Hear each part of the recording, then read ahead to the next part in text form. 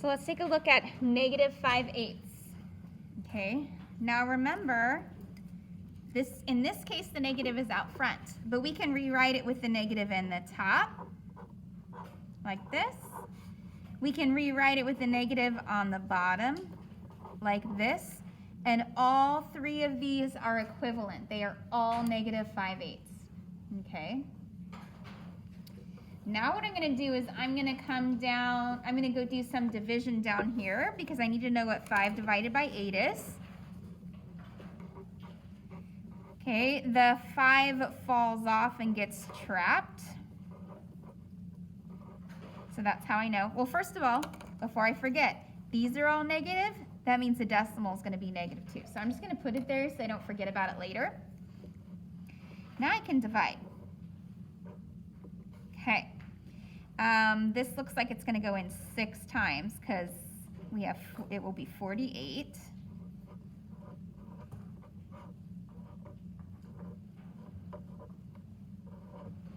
Then this is going to go in 2 times, 16. Add another 0 and bring it down, and this will be 5. And we're done. That didn't have a repeater this time. It was a nice clean decimal. So this will be 0.625.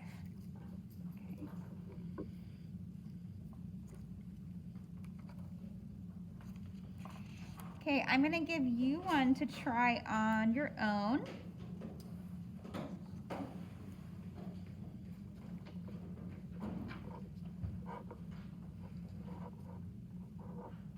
Okay, so fill it in with the negative on the top, fill it in with the negative out front, and then divide it to see what you get for your decimal. And if you need help, Miss Lakey and I are walking around.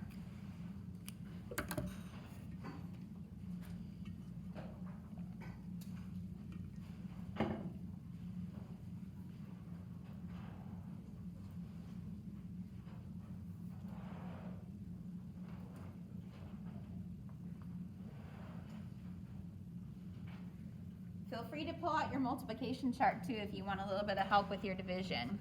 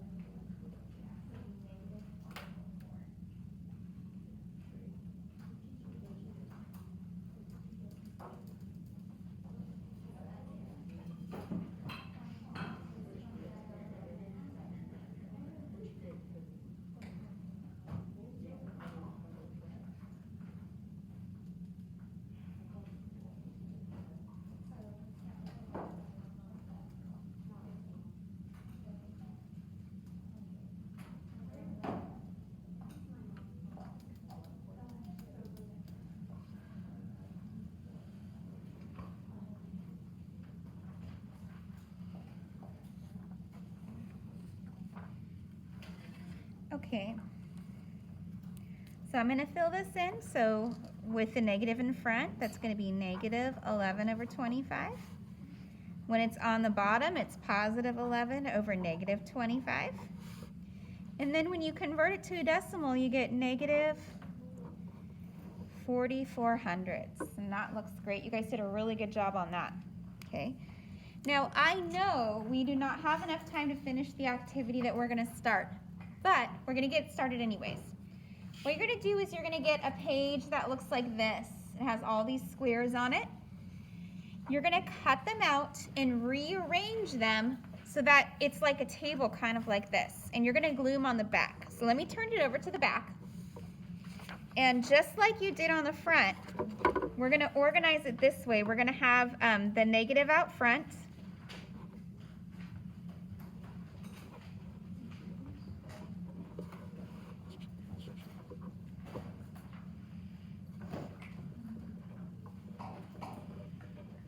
Okay, then you're going to have the negative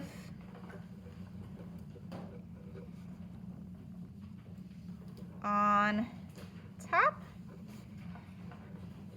the negative on the bottom, and then you're going to have the decimal form.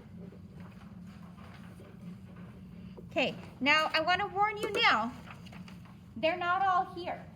Some of them are missing, okay?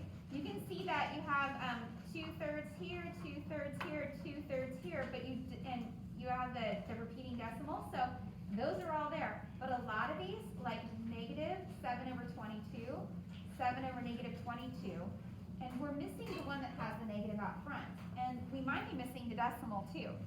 So don't lose the blank ones, because after you match up everything that you can, you're going to glue the blank ones on, and you're going to fill in any missing spots. So I think the goal for today is just to cut these out and start trying to match these up. Okay, Miss Lacey and I are going to walk around and help you get started. I'll also be giving you some Ziploc bags for your extra pieces, okay? So don't throw away these extra ones. We need these extra ones down here. Let me see.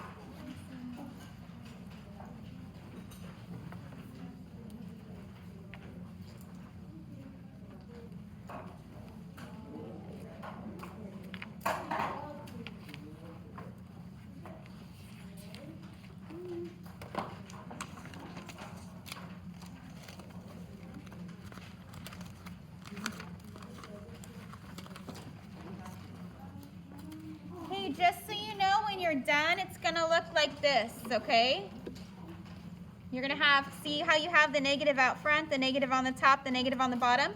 And like I said, some of them are missing parts. So this one you had to find the decimal form. And then down here, you're actually missing 2 of them. You have the negative out front, the negative in the bottom, but you needed the negative on the top, and you needed to have it in decimal form. Okay, so this is kind of what it's going to look like after you match everything up. So focus on cutting out.